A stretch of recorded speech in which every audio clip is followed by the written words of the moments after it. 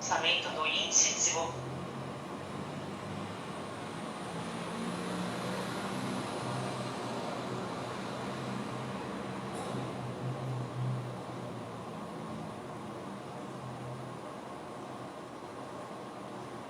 Movimentos.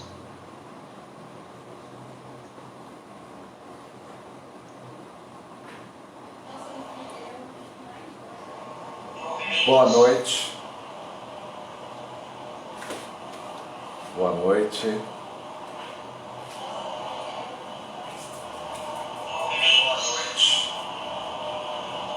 Começar o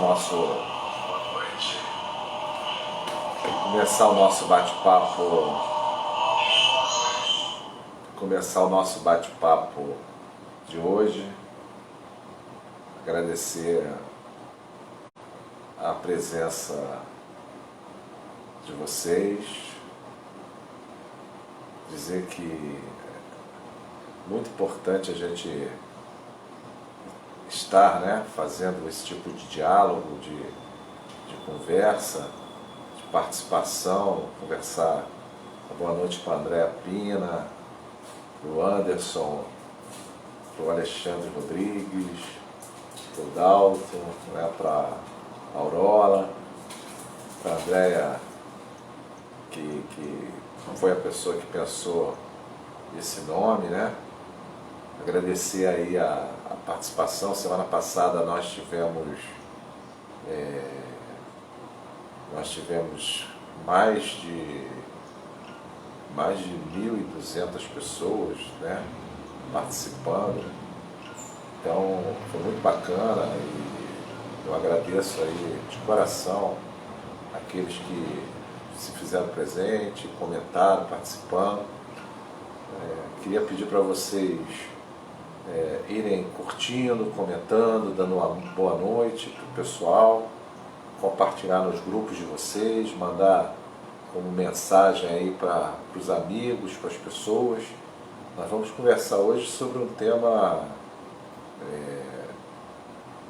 muito atual e até polêmico, né? Nós vamos conversar sobre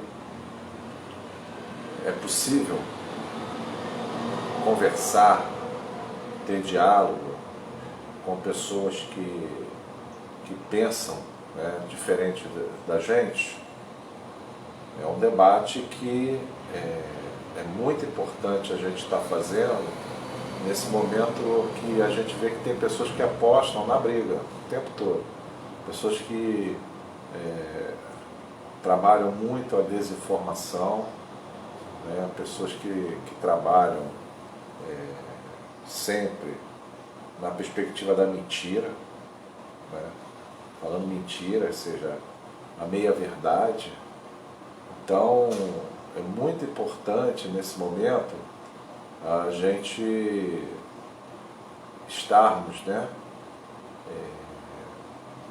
atentos e buscando construir consensos, construir projetos edificantes, né, projetos que voltem a trazer harmonia na sociedade.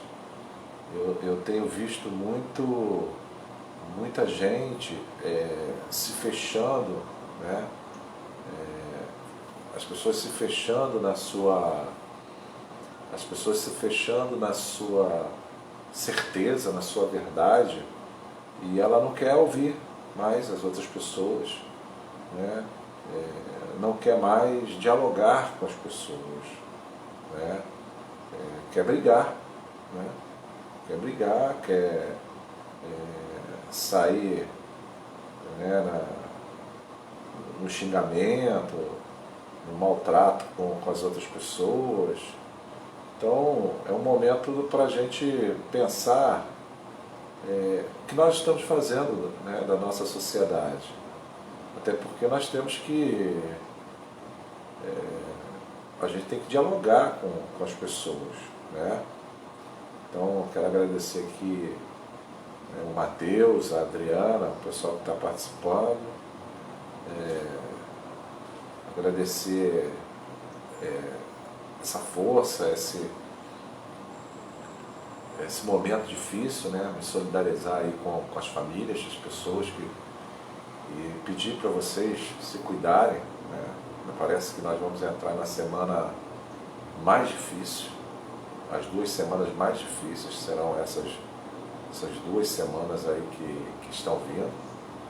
Então, a orientação é nós nos cuidarmos, né? A gente tomar cuidado, muito cuidado. Essa doença é muito traiçoeira, traz muito sofrimento. Eu tenho alguns amigos que tiveram essa doença, estão com sequelas, né? São pessoas que estão passando até hoje muitas dificuldades. Tem pessoas que estão com problemas de poder caminhar, de se locomover, outras estão tendo problemas de lapsos de memória. Então a gente tem que ter muito cuidado nesse momento, né? A gente não pode, já chegamos aqui, está tão pertinho a vacina, né? Então a gente tem que, nesse momento que nós estamos quase, né, chegando ao momento da vacina, se cuidar. Não dá chance, né? Não dá chance para a gente correr o risco de pegar a doença e passar para as pessoas que a gente gosta, né? Então, é o meu recado inicial para vocês. Espero que estejam todos bem, quem está assistindo, né? E aí eu queria conversar sobre esse tema que eu fiquei de falar hoje com vocês, sobre é possível a gente conversar com pessoas que pensam diferente. Hoje em dia eu parto muito do princípio da estrutura que nós tivemos e as experiências que nós tivemos desde a nossa infância, né? Quais foram as formas que nós fomos construindo de relacionamento que nos possibilita ter um entendimento de aceitar o diferente, né? Então, o meu olhar sobre o tema, além da questão da experiência de vida, das relações, vai por conta da literatura também, do esforço pessoal, da influência da religião, né, da minha religião. Eu comecei muito pequeno, por conta do meu pai e da minha mãe, numa religião pentecostal, que é a Assembleia de Deus, mas depois, com 11 anos, eu, Samuel, me senti tocado a tomar outro caminho, né? E aí eu fui, com 13 anos, participar de grupo juvenil. Até hoje eu postei na minha página, no perfil do Facebook, o Padre Zezinho, né, que nesse grupo juvenil, nos grupos jovens, a gente ouvia muito Padre Zezinho. Ele era jovem ainda, naquela época estava começando, e aí as músicas dele eram para a juventude católica, era assim, o que nós mais consumíamos, né? Bom, e aí, o que acontece? Eu, desde pequeno, eu tive algumas experiências plurais. Primeiro que eu morava num bairro popular, na época da ditadura empresarial militar, bairro que não tinha nada, era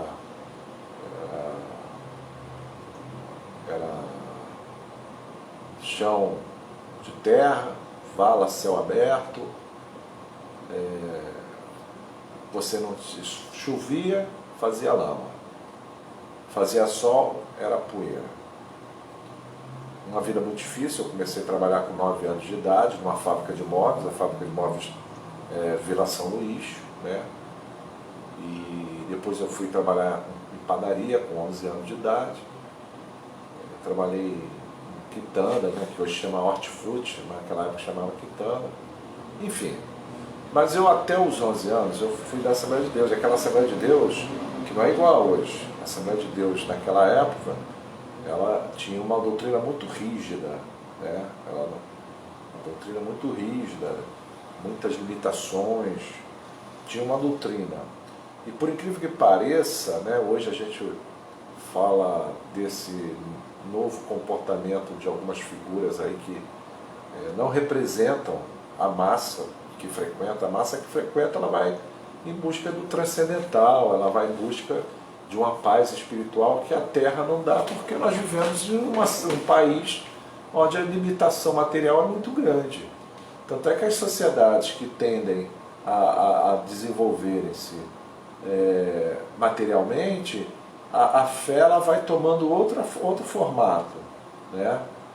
Ela toma a fé se transforma quando você tem as condições materiais mais bem distribuídas e melhor resolvidas. Mas as pessoas que frequentam, e eu posso falar porque eu frequentei, elas vão em busca de uma paz que a vida do dia a dia não é um sofrimento. E de uma perspectiva de que se essa vida é muito dura, a promessa de Jesus é uma promessa de uma vida tranquila. Só que, nessa época que eu participava, as pessoas da Assembleia de Deus eram progressistas. Muitas delas participavam de movimentos, né, elas participavam de movimentos progressistas, associação de moradores, sindicatos, né? Eu cheguei a conhecer pessoas que eram das ligas camponesas da região rural. Era outra perspectiva, né? Inclusive tinha sindicalistas, né?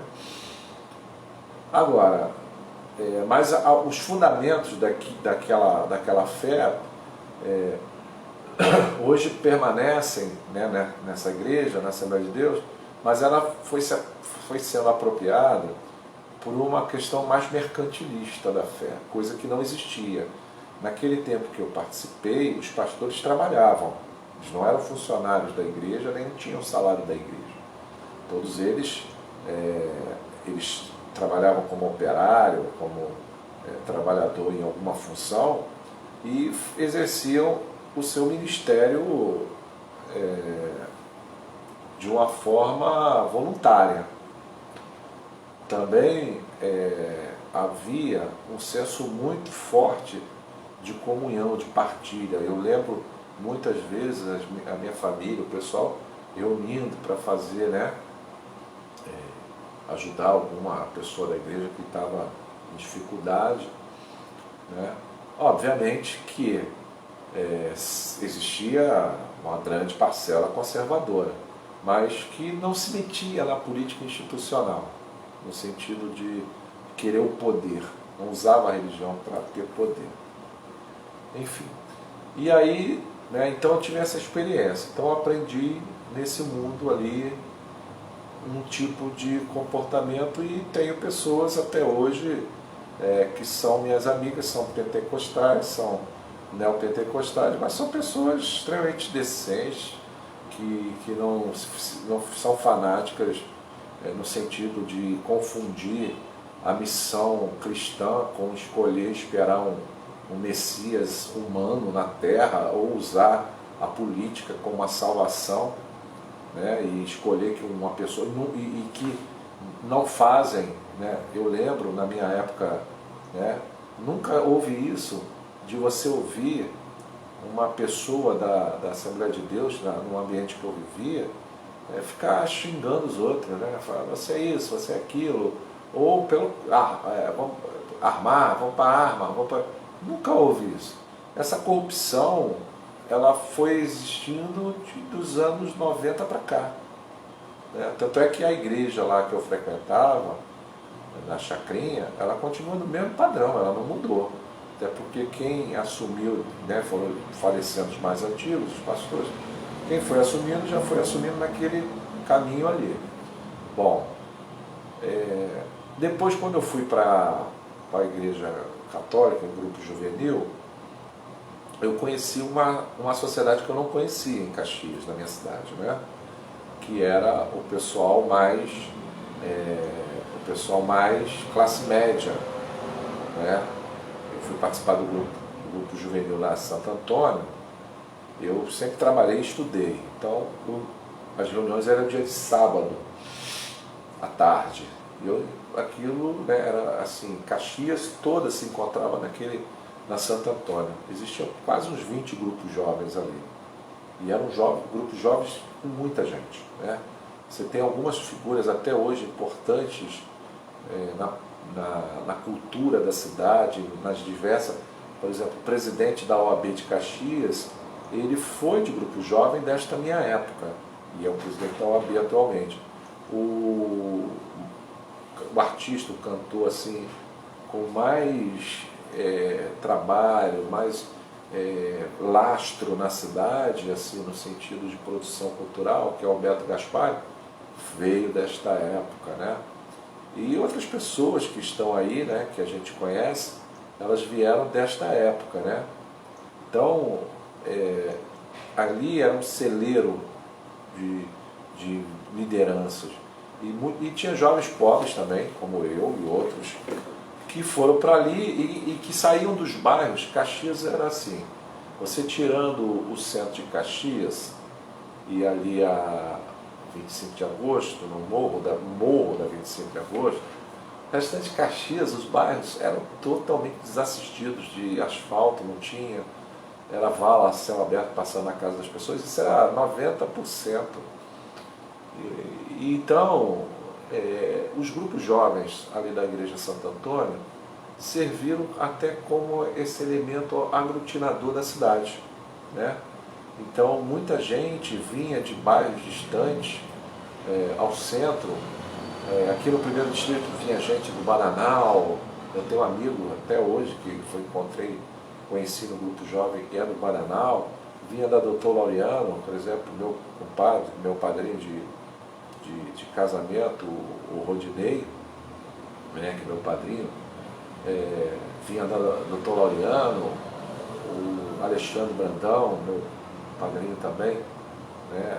Ele vinha lá da Rua Ipanema, da Copacabana, né? E tantos outros, vinham gente, e tinha um núcleo que morava na 25 ou no Centenário, que era um núcleo classe média, né?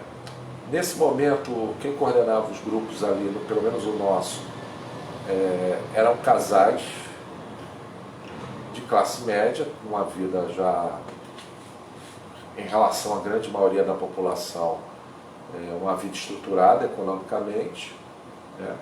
E ali a gente tinha as reuniões, onde eram reuniões não só de aprendizado, mas também de troca. Então e era um curso, era uma forma também de formação de lideranças, porque nós às vezes tínhamos que preparar uma reunião, fazer uma pregação, fazer uma palestra sobre um determinado tema. E ali a gente se trocava conhecimento com pessoas. Por exemplo, tinha dono de jovens que o pai era dono de escola, como por exemplo o Célio, que é filho da dona Cléia, que é dona do Colégio Santa Cecília na Vila São Luís. Ele era uma pessoa de classe média, uma família empresarial, né? E ele foi participar do grupo lá conosco, dava palestra. Tinha o filho do oficial de justiça. Então é deste ambiente, né, plural que eu vim construindo a minha identidade. Depois, né, com a chegada do bispo Dom Mauro Morelli, que veio com a cabeça muito bem arejada de São Paulo, extremamente assim, à frente do seu tempo, daquele tempo da nossa cidade, o que aconteceu? Com a vinda do Dom Mauro Morelli, aí explodiu o nosso universo, né? Porque Dom Mauro veio trazer pessoas que eram pessoas assim, fora da curva.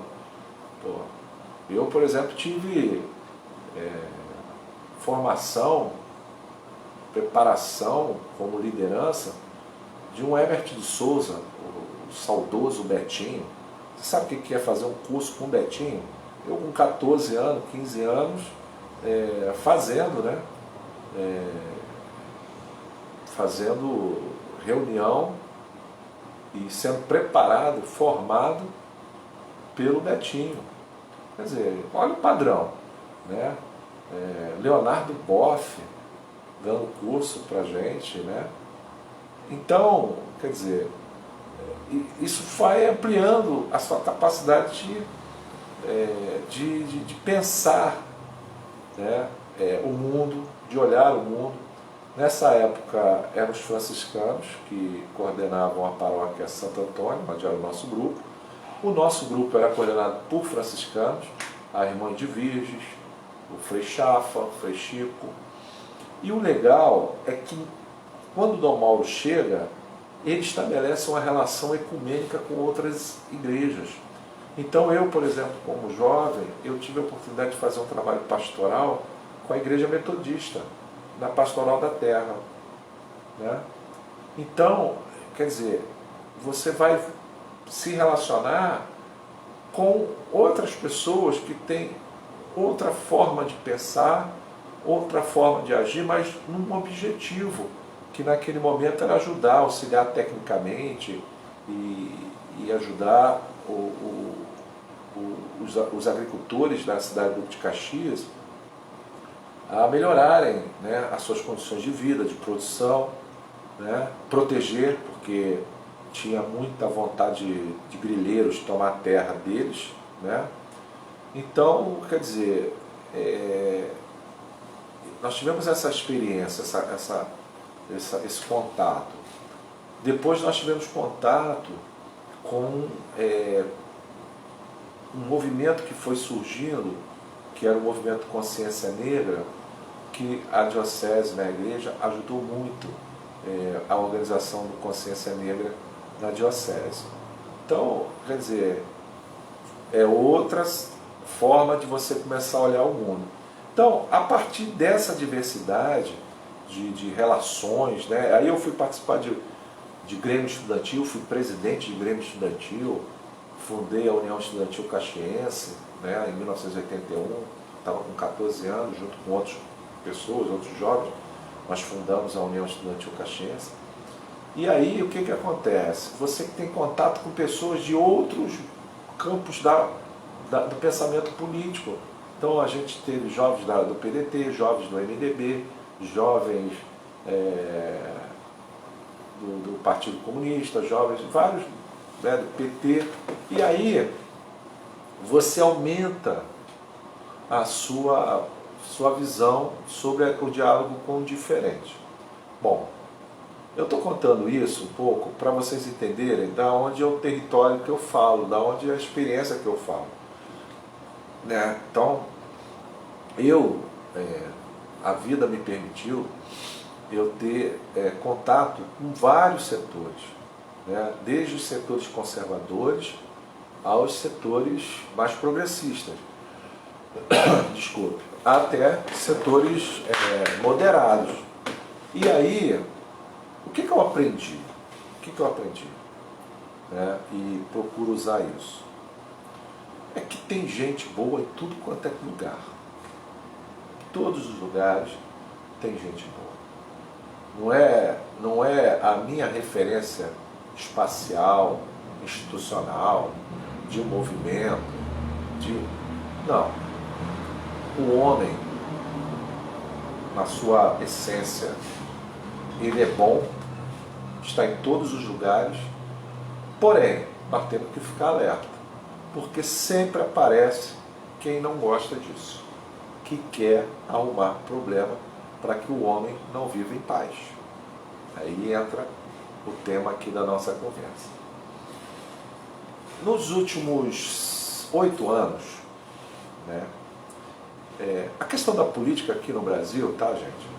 Ela sempre foi colocada como algo que não é legal fazer, não é legal participar. Isso foi construído. Isso é uma construção.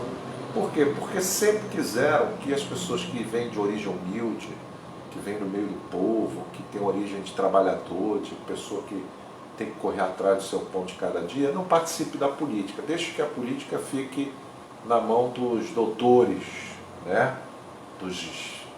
E aí o que acontece? No nosso país, eu lembro quando eu era criança e adolescente, quando falava em política sempre era, ou tinha que ser doutor, que era doutor advogado, médico, ou alguém de forças armadas, militar, ou alguém que fosse empresário.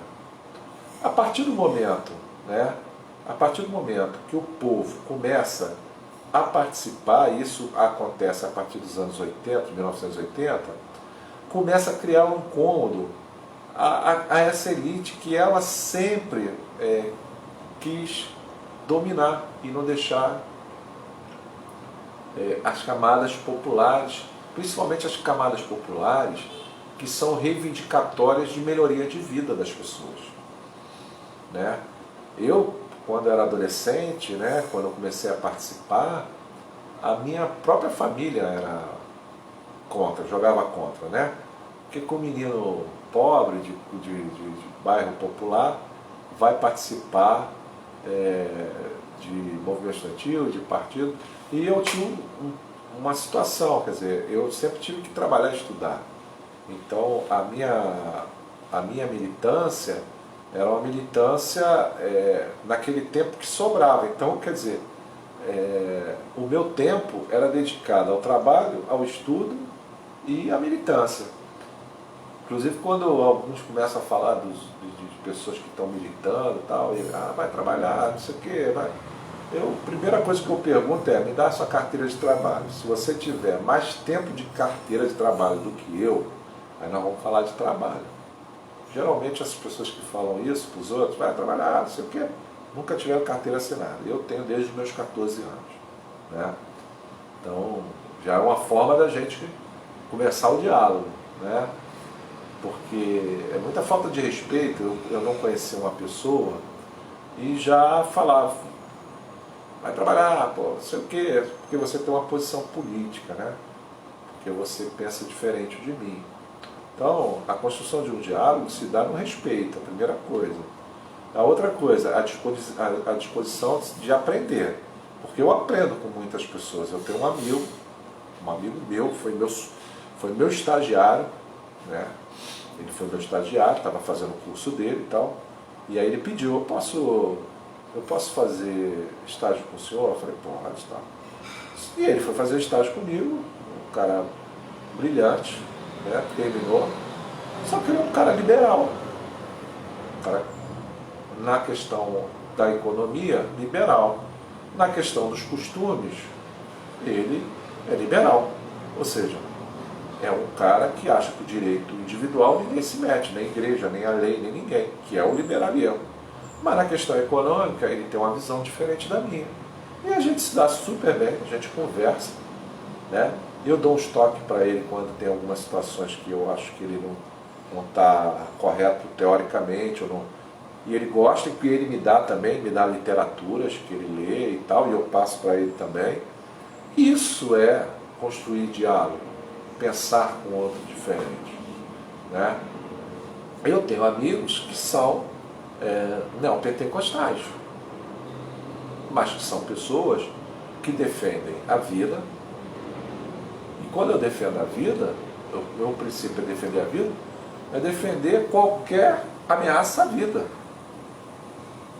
E defender qualquer ameaça à vida é defender a pacificação e que a sociedade, ao invés de estar buscando instrumentos para acabar com a vida das pessoas, busque livros, busque conhecimento, busque o abraço, o diálogo, a fraternidade, a confraternização.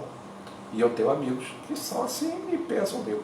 Agora, de 2013 para cá, como eu estava falando, nós estamos percebendo que houve um aumento, né, dos conflitos e alguns muito raivosos. De repente emergiu assim todo tipo de violência. Eu fico olhando, isso eu estou analisando há muito tempo. Tem pessoas que você vai conversar, construir um argumento, ela nem lê. Ela já bota uma frase pronta, né? Uma agressão pronta, que ela acha que é agressão, que tem coisa que não agride, né? Se você for na etimologia da palavra, na essência da palavra, a pessoa não está te ofendendo, ela está te elogiando. Né? Então, mas virou clichê, né? Virou uma forma da pessoa achar que está lacrando, que está te agredindo, quando ela fala, te chama de alguma coisa que acha que aquilo ali é um termo que vai te diminuir, né? Bom, isso é muito ruim, porque quando a pessoa ela não tem mais a capacidade de dialogar e conversar, né? E se você mostra informações, dados, coisas lógicas para a pessoa não quer te ouvir, fala, não, é isso, isso. Aí nós não conseguimos construir um diálogo. A gente só consegue construir diálogo com quem está disposto a auscultar. Auscultar é mais do que escutar, né? Auscultar é parar, pensar, raciocinar. E tem pessoas que não, outros, né? E aí a gente vê isso, e hoje tem muito estudo psicológico, psiquiátrico, de comportamento mostrando isso. A gente vê muita gente que tem alguma frustração, algum recalque, ou que acha que alguém conseguiu algo que não era merecido e ela não conseguiu, como é que a outra pessoa conseguiu? E ela externa isso no ataque, no fechamento do diálogo, né? Nós estamos nos dando hoje, pessoal, com um mundo virtual e que tem estudos, tem documentários, que é o mundo dos algoritmos, que a partir da inteligência artificial, e dependendo de você, qual é o tipo de acesso que você está tendo a isso, você acaba se fechando numa bolha, né? E aquela bolha, seja o grupo do WhatsApp, seja no Instagram, seja no Facebook, seja em qualquer lugar, você vai ficar preso a uma informação que é a única informação que você vai acreditar e vai se satisfazer com aquela informação. E é nisso, porque o homem... Uma vez eu estava perguntando a um amigo, padre, ele fez o doutorado dele, e o tema da dissertação dele era sobre o mal. E aí eu perguntei para ele, e aí, você resolveu essa questão sobre o mal? Quando é que o bem vencerá? Aí ele falou para mim assim, Samuel, só no dia do juízo final, que a questão do mal, ela transcende a racionalidade e as condições humanas. Então, só na vinda de Jesus que isso se resolve. Bom, ele falou sobre essa questão do mal. Nós temos pessoas, e eu conheço, tá? A pessoa, ela até gosta de mim. Só que a gente também, né? É uma coisa que eu aprendi quando era criança, a minha irmã que me criou dos 9 anos em diante, que ela falava assim para mim, ó, todo mundo no bairro merece ser bem tratado. Eu vou te dizer com quem você pode ter relacionamento, jogar bola, soltar pipa, e os que não. Esses que não, você vai dar sempre bom dia, boa tarde, boa noite, mas não se ajunta. Eu era um menino, 9 anos, o nosso filtro só começa a filtrar isso mais tarde, porque quando a gente é criança ainda não tem essa definição. Criança se dá bem com todo mundo, né? Criança não faz filtro de nada, criança se relaciona com os diferentes numa boa. A criança não tem ainda essa, né? Mas tinha os maiores do que eu, e que minha irmã conhecia, e minha irmã já sabia que eles aprontavam no bairro, ou que ela ouvia falar, né? Então ela falava para mim, falava, ó, esse aí, tal, fulano, Beltrano, você dá bom dia, boa tarde, boa noite, mas não faz juntamento não. Porque no dia que acontecer um problema com um deles, você vai estar junto, vai acontecer. Então eu aprendi isso, né? Desde pequeno. Você tem que tratar bem todo mundo, independente de você confiar ou conviver com a pessoa, você tem que tratar bem as pessoas, né? Mesmo aqueles que pensam diferente de você. Agora, obviamente que você vai escolher aquilo que está mais próximo aos seus valores, aos seus princípios, né? E mesmo pessoas que têm pensamentos diferentes da gente e tal, mas a pessoa é tão agradável, ela tem tanto conteúdo, ela tem tanto a acrescentar, que você vai se sentir bem também estando com essa pessoa. Eu gosto muito de pegar um exemplo, que eu acho que é um exemplo assim, tem tudo a ver com essa conversa que nós estamos fazendo aqui hoje. É um exemplo do Luiz Carlos Prestes, que foi o secretário-geral do Partido Comunista Brasileiro, uma pessoa, um ícone da política nacional, vai estar para o resto da vida nos livros de história, e o jurista católico, de grupo de oração mariano, extremamente conservador, liberal nos princípios econômicos, Sobral Pinto. Por que eu estou falando do Luiz Carlos Prestes e do Sobral Pinto? Porque na época da ditadura Vargas e posteriormente, o Luiz Carlos Prestes foi preso, foi perseguido, né? Aquilo de costume no Brasil. Você lutar por direitos humanos, lutar para que todo mundo tenha 3 refeições diárias, para que as pessoas tenham uma casa decente, para que as pessoas tenham emprego, sempre foi uma ameaça e sempre foi um motivo de causar ódio a setores da sociedade brasileira. Isso é histórico no Brasil. Então, quem acha que isso é novidade, não é novidade, né? Quero mandar aqui um abraço para uma boa noite para a Andréia, para a Andréia Zanco, a Andréia Pina eu já falei, o Antônio França, né? Para o Marcelo Russo, para o Moacir de Souza e para os demais que estão acompanhando aí, depois eu vou falando mais o nome das pessoas, né? Obrigado aí pela presença, por participar aqui do bate-papo, por Teomar Pimenta. Então o que acontece? O Luiz Carlos Prestes e o Sobral Pinto, eles eram totalmente diferentes, assim, diferente, água e azeite. Por quê? Um é secretário-geral do Partido Comunista, homem culto, foi a maior nota da Academia Militar. O Luiz Carlos Prestes, ele era militar, né? Estudou na Academia Militar e foi a maior nota da Academia Militar. E aí no movimento tenentista de 22 tal, ele toma uma posição nacionalista, de uma nova classe média que está surgindo e que acha que aquele Brasil da República Velha não serve mais para o Brasil, tem que evoluir. E aí ele começa, né, a criar movimento para o Brasil melhorar.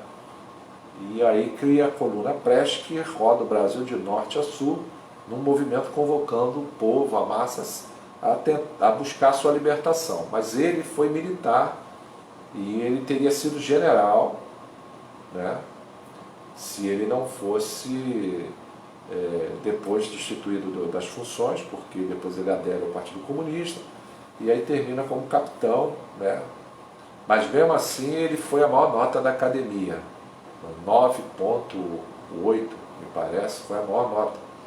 O Sobral Pinto, ele era o maior jurista do Brasil e era um conservador. E aí, o que acontece? O Carlos Prestes precisava de advogado, né? Quem foi advogar para ele? De graça? O católico, conservador, ligado ao grupo de oração mariano, tal. Sobral Pinto fez a defesa da melhor forma possível, tal, dentro dos princípios que ele acreditava. Ele era um liberal. Posterior a isso, eles se tornaram amigos até a morte. Um conservador católico mariano e o Carlos Prestes. Eu fico, gente, na boa, eu fico assim, que pena, né, que naquela época não tinha gravação, assim, filmar, celular para gravar, porque a conversa desses dois homens devia ser um negócio assim, porque eles são da época, né? Desculpa, que o Sobral era advogado renomado e tal, né? E o Luiz Carlos Prestes da Academia Militar, e depois secretário-geral do Partido Comunista, leu todas as obras e tal. Eu fico imaginando a conversa dos dois sobre filosofia, sobre história, sobre direito, sobre outros assuntos, sobre música. Cara, devia ser uma conversa assim, que você, e os dois conversavam, você sentar, ficar tomando café ou tomando um suco e vendo os dois conversar. E os dois extremamente diferentes no pensamento. Por que não é possível isso hoje em dia?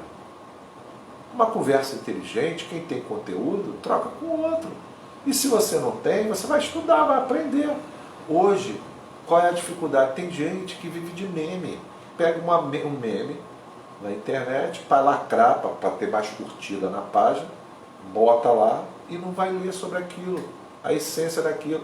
Eu vejo as pessoas que diz que hoje está numa posição conservadora ou de direita, aí acaba compartilhando um negócio que é um pensador de esquerda que botou.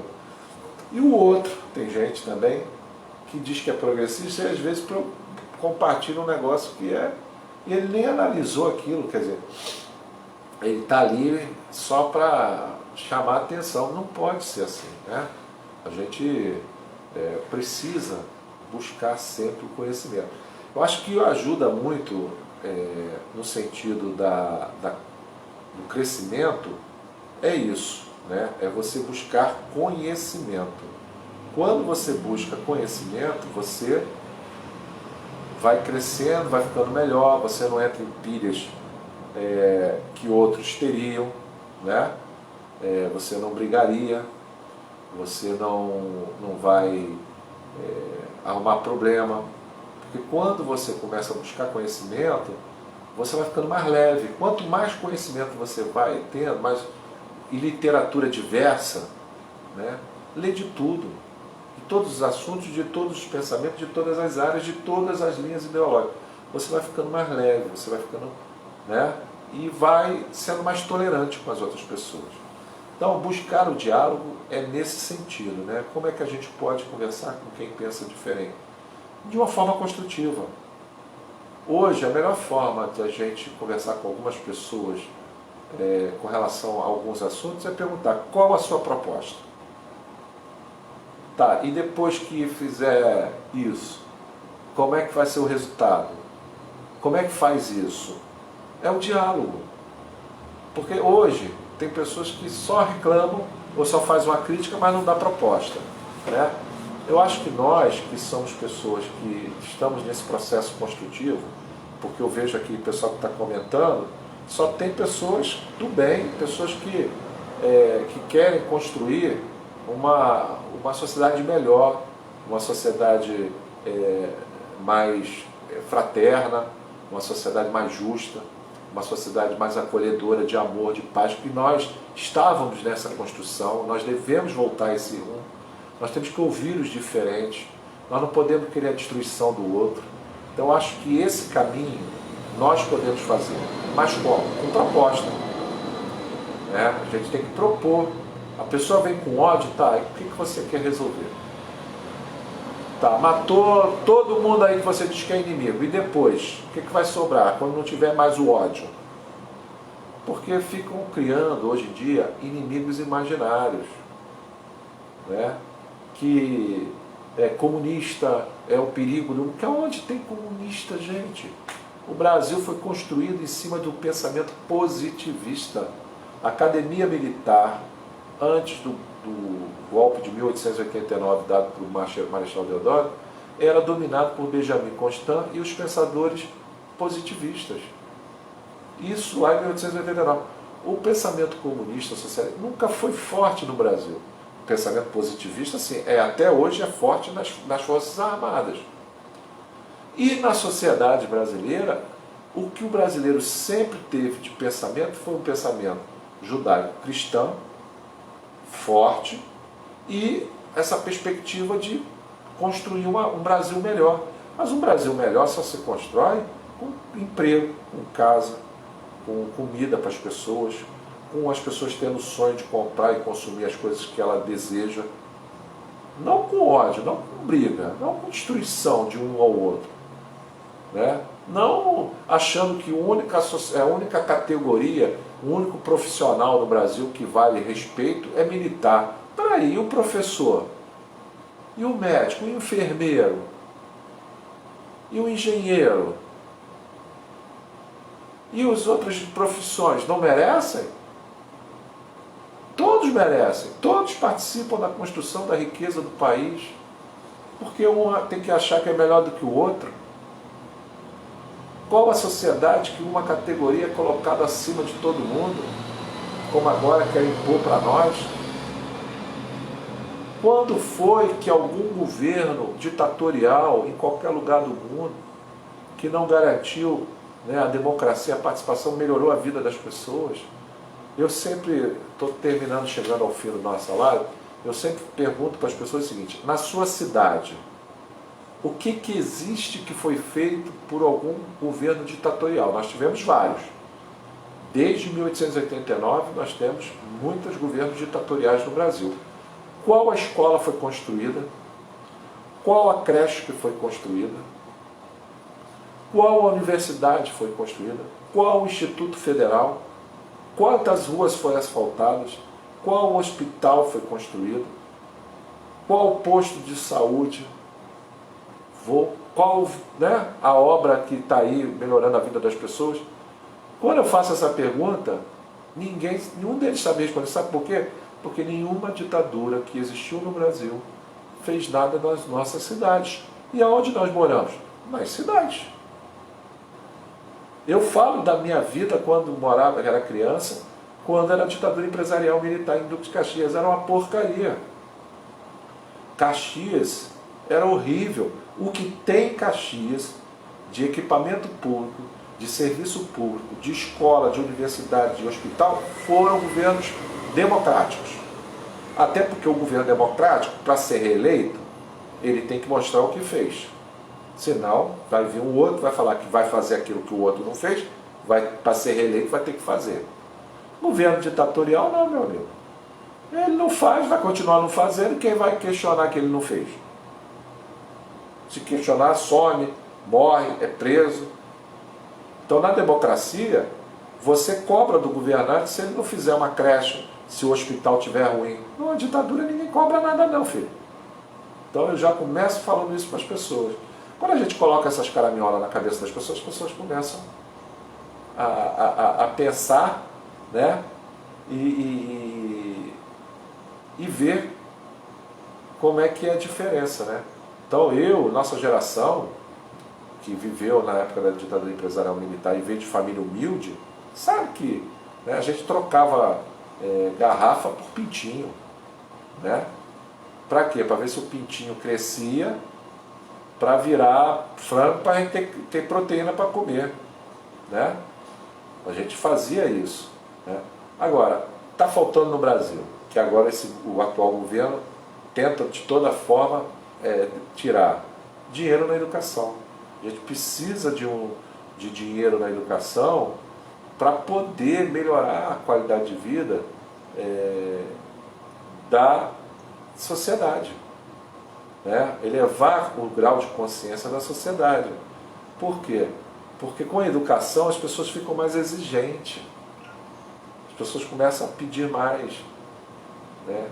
Então, quando você melhora um pouquinho, você vai querer um pouquinho mais. Nós não podemos retroceder. Então, esse diálogo entre o diferente, eles têm que se dar de forma fraterna, tem que se dar em cima de coisas lógicas, de temas que sejam propositivos. E não entrar no estresse deles, né? Tem gente hoje que não está querendo dialogar. Você tem robôs contratados, você tem pessoas que trabalham na internet só para divulgar mentira, fake news e ódio. Eu conheci empresas, não foi que alguém me contou, eu fui conhecer em loco empresas que as pessoas são contratadas para isso. É um absurdo, mas existe. né? Então nós temos que ficar o quê? Esperto e não entrar nisso.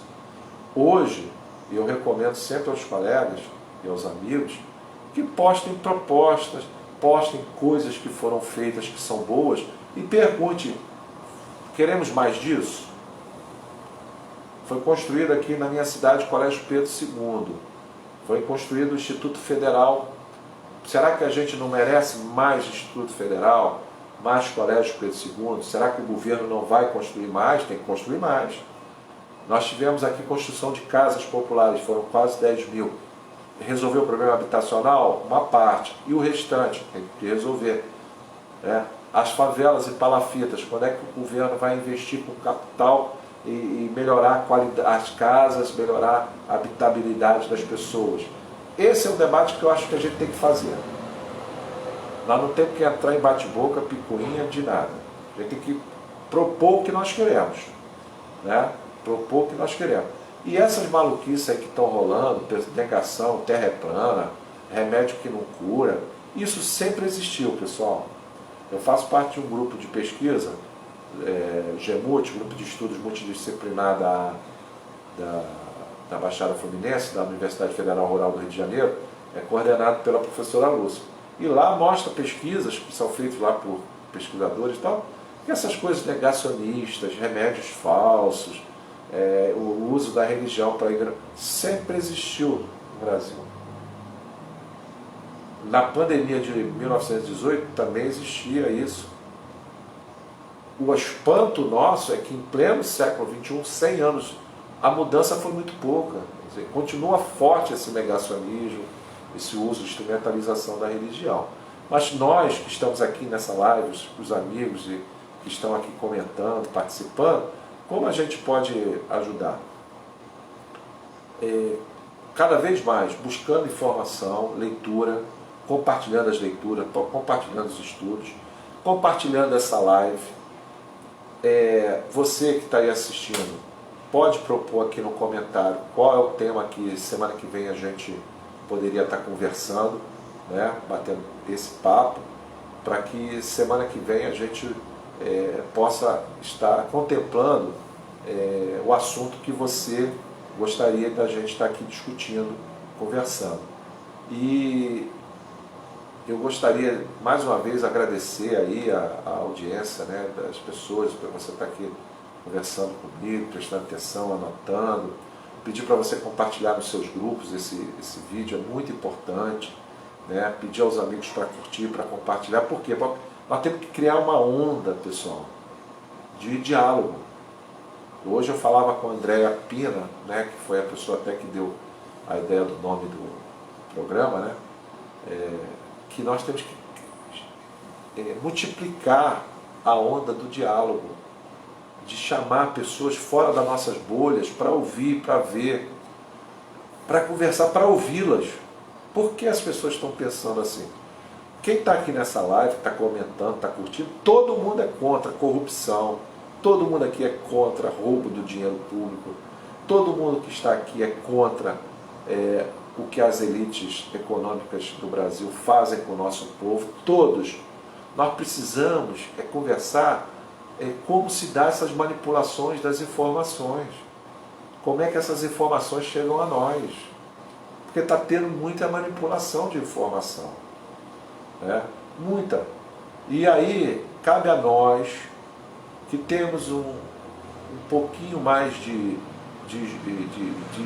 estrada, que temos um pouquinho mais, né, de experiência, né, conversar com as pessoas, mostrar. Eu, toda vez que alguém da minha cidade ou conhecido vai falar de ditadura, eu já desmonto tudo, que eu mostro tudo como é que era a minha cidade. A pessoa vai falar que é mentira. Não, eu nasci aqui, eu vivo aqui. Entendeu? Violência. Eu lembro que Caxias dizia que era o lugar que a galinha ciscava para frente. Olha, ciscava para frente. Que o jornal Dia, se torcesse, saía sangue, porque era uma violência. Era para assassinato, morte, tiroteio, para tudo quanto é lado. Aí a pessoa vem dizer, não tinha cocaína, mas tinha cheirinho do aloló, tudo, né? Então, vai contar a história, a situação de vida das pessoas era horrível. Então eu mostro, aí as pessoas vão dizer que não, é verdade. Então, construir os diálogos, construir, mostrar as coisas. Tem dúvida? Vai buscar, perguntar. Pergunta a uma pessoa que tem uma experiência a mais, uma leitura a mais, que eu certamente eu tenho clareza. Nós não vamos zerar a curto prazo essa onda de mentiras, de ódio que tem, vai ficar uma fração, vai estar escondido, uma parte vai permanecer. Agora, certamente, esse movimento que nós estamos iniciando desde a semana passada, com essas lives, nós vamos multiplicar. E a minha ideia, pessoal, é cada vez mais, quando for crescendo esse processo, a gente ir aprimorando e depois criar instrumentos de participação ao vivo também das pessoas, né?